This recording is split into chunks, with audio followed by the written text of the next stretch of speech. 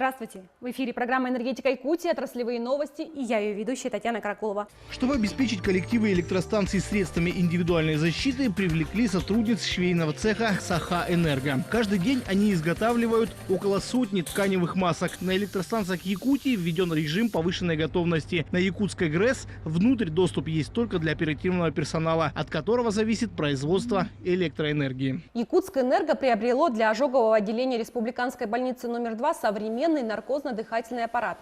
Оборудование стоимостью около 3 миллионов рублей подходит для детей и взрослых. Когда аппараты выходят из строя и необходимо максимально короткий срок приобрести. Энергетики приступили к завозу топлива в труднодоступные населенные пункты.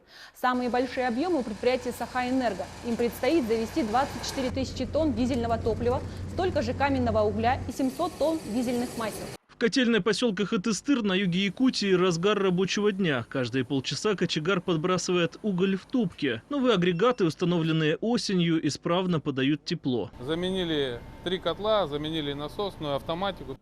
С этой точки весь Якутск виден как на ладони, поэтому именно здесь, на смотровой площадке Якутской ГРЭС-2, энергетики водружают знамя победы в дань уважения к тем, кто ценой своих жизней сражались за Родину. В нашей стране нет ни одной семьи, которая так или иначе бы не соприкоснулась с этой бедой. Молодые энергетики передали многодетным семьям Якутска занимательную настольную игру-раскраску «Страна энергии».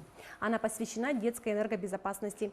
Игра поможет скоротать время, а самое главное – провести его с пользой. В подсобном хозяйстве многодетной семьи энергетиков из села Амга радостное пополнение. На свет появились сразу 3 теленка. Малыши родились с разницей в 30 минут.